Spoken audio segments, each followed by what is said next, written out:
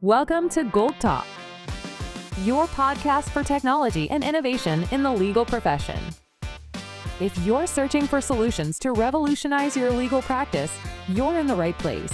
10 minutes pure, actionable product insights from CEOs shaping the future of legal technology. And here is your host, Tom Pfennig.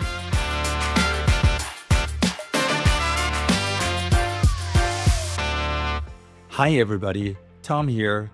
A warm welcome to our global legal and tech community.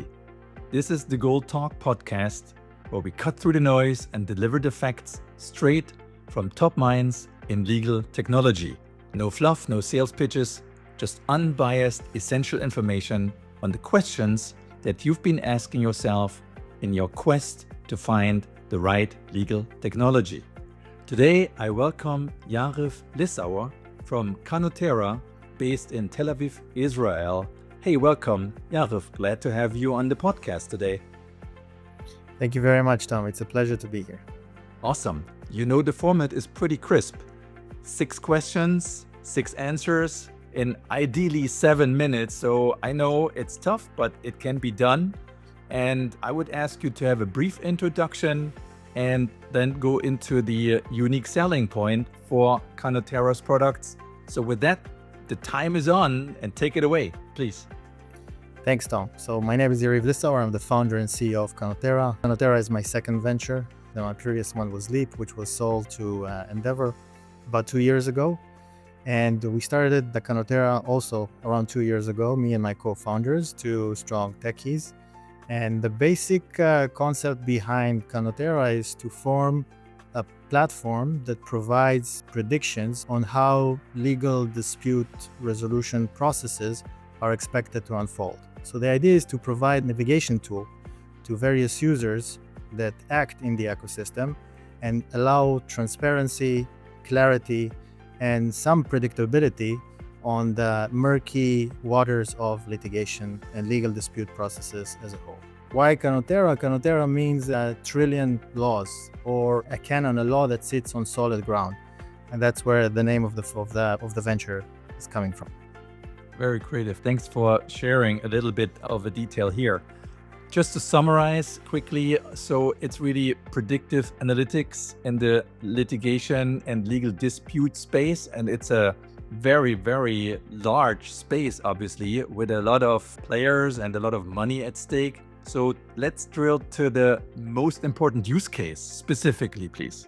Of course. Basically, actors in the ecosystem, law firms, litigation funders, in-house counselors that sit on large portfolios of claims, struggle evaluating where they are in the process and which type of decisions to make in terms of onboarding cases, in terms of pricing services, and in terms of reporting to stakeholders.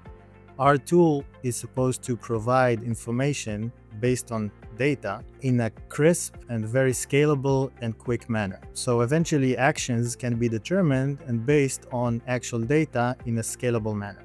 What actions concretely can be influenced or decided upon with the tool? Whether I want to settle the case or whether I want to litigate the case all the way to a court ruling. When do I want to start my settlement discussions with my counterparty? How do I need to price my services based on the hours and the time that I will invest in the case as a litigator? Do I want to go to work on a contingency basis, or do I want to bill hours? Do I want to go for a hybrid of both? If I'm a litigation funder, do I really want to onboard this case? Do I want to start the funnel of due diligencing the case, negotiating the terms, and actually investing in the case? All these important big decisions eventually can be simplified and scaled up in a much more effective manner using the tool that we built. Okay. In this very specific question, is it a percentage that I would be receiving in terms of likelihood of succeeding or losing the case, or what's the mathematical rationale or number that I most likely receive out of your tool to base my decisions upon? So we provide the reliability ranking for each component in the process that we predict, so that there is definitely a probability attached to the prediction. The way we present it is either as a number attached to the prediction or as a scope of possible outcomes. The actual case itself will fall within that scope. Clear. Now let's shift gears a little bit and talk about your strongest allies. Do you have APIs that you are obviously connecting to? Are you interoperable with enterprise IT systems? And then maybe we blend both questions into one. What's a competitor in your space? Sure. So when it comes to integrations, we have APIs, and we're able to integrate either to bespoke types of platforms that are used by law firms or insurance companies or whatnot. And we're also working on integrating our product into various channels that can serve our product as a part of a package of offerings that they offer to customers. And in terms of competition, the space of predictive analytics is a fairly new one, because until recently, prediction in a robust, scalable manner was not really possible. Now with the emergence of AI, especially LLMs, it became more doable. So there are new companies that start to act in this space. I can mention a few like Theo AI, Predicta. EvenUp has some prediction capabilities. They're very good at certain spaces. So there is competition, but the market itself is still fairly nascent, mainly because of the fact that the technology is fairly new. And when we talk about competitors, as you are Israel-based, are those companies operating globally, primarily also in the United States, or are they more regional? Yes, those companies mainly focus on the US, as we are. We are also focused on the US and predominantly New York, state of New York. And the whole growth trajectory of companies like ourselves is modular based, because we need the data. In order to obtain the data, you need to have a gradual growth plan. Trying to take over the entire planet in one go is just not doable. Now, shifting to cost, what's the per license cost for Canotera? So the basic value that we generate is from the predictions that we provide, and that's what we price. And prediction report costs $150. And how many would I need in order to make my decision? That's up to you. If you want to keep your fingers closely on the pulse, and you will try and get predictions as the case evolves and develops. The pace is up to you. And is there any additional fee beyond the $150 US per report?